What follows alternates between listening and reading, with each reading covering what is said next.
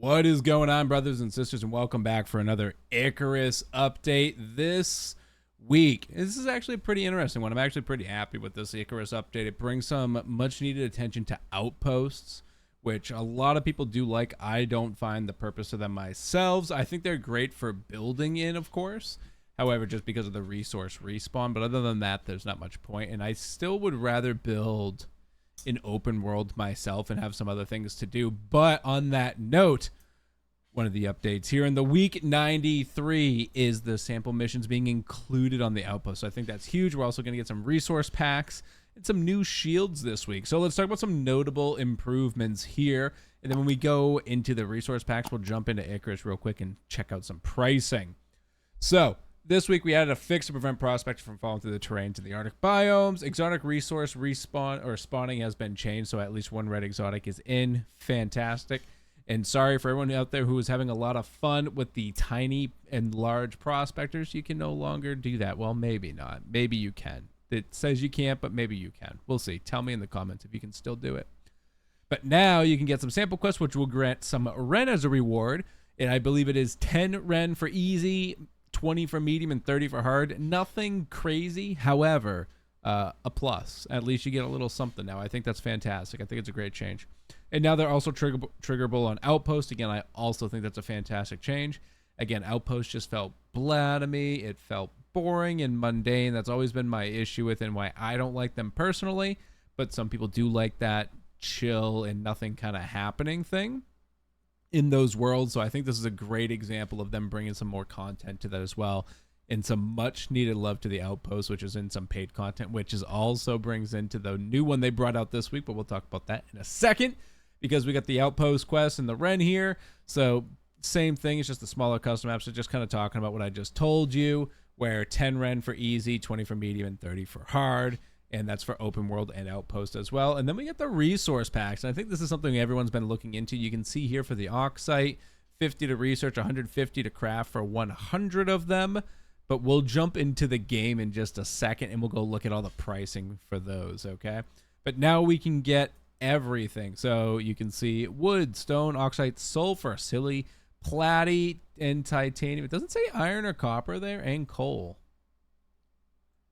Interesting. That's interesting because you could see a picture of copper in the sneak peek from last week. So I'm curious to see if that's actually not in there or not now. We'll see that in just a second. And then, like I said, we've got a new outpost for 449, the Arcticus, which is based off of the Tundra and the New Frontier. So if you are liking those, go check it out. I'm not a fan of Outpost myself. I think it's kind of a shill for 449. However, I know some people like that content, and I definitely advise you to go check it out because I think building in the Tundra would be really fun and challenging in a different sense of just having to manage that cold for an outpost. So do check that out. And then we got some new shields this week. We've got the carbon fiber at tier 3, which is interesting.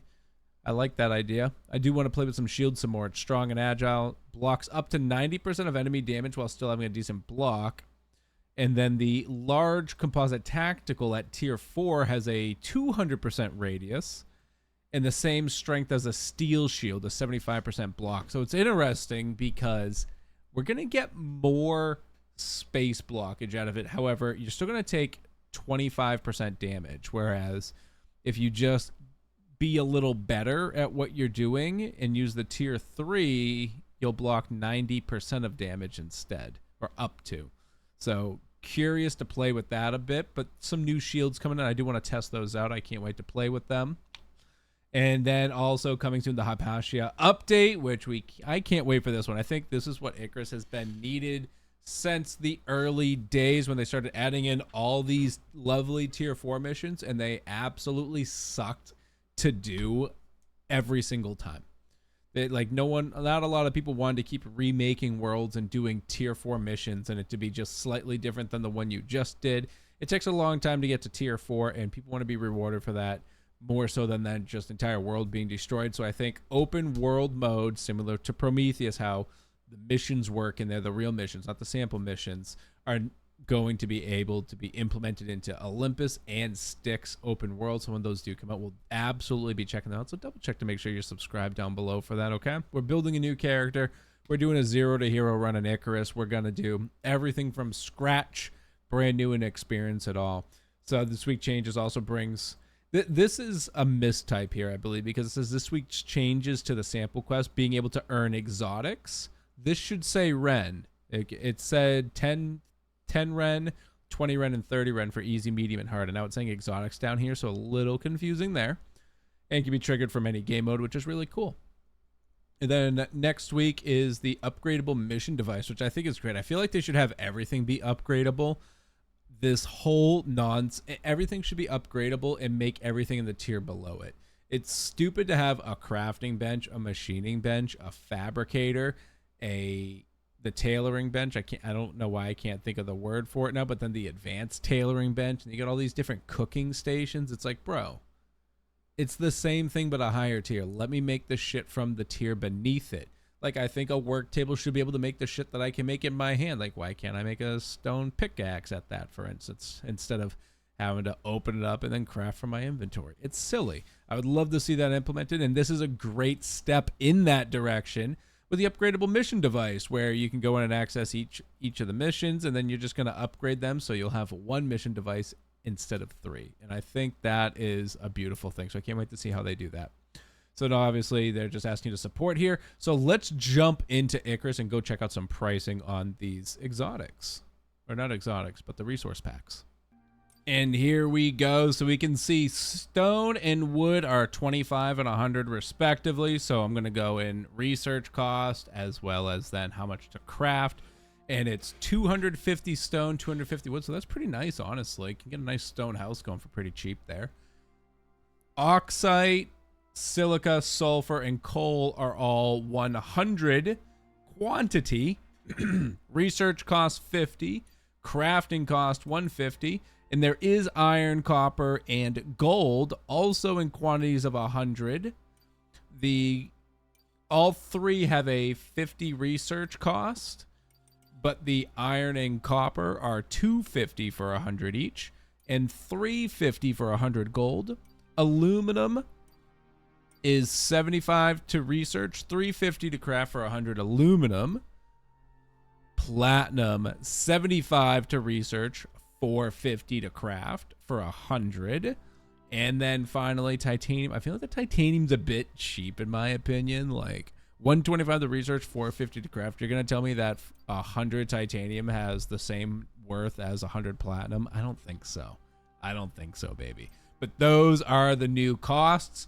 So let me know in the comments down below what you think of this. I think this takes away from a lot of the game. I think this is fantastic for outposts, for instance, and for some missions as well. But like I said, these are survival games, and a big thing about survival games is the gathering and the crafting experience. It's a lot of fun. It's supposed to be fun. But now, if I just have a ton of Ren stored up, I could just start an open world.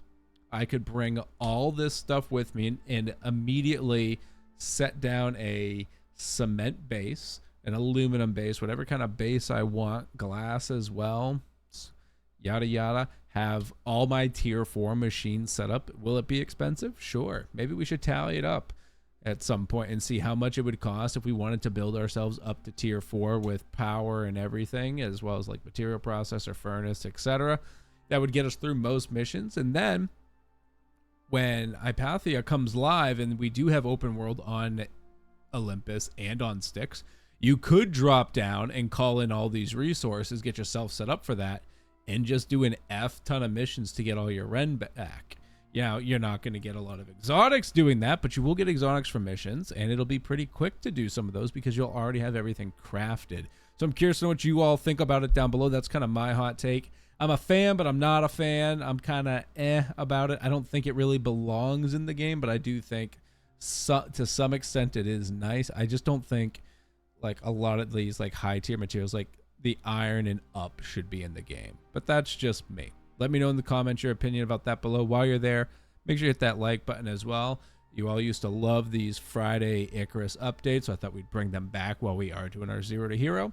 And make sure you tune in tonight if you're watching this on the day it drops. We'll be live on Fridays to be playing multiplayer Icarus on Prometheus open world.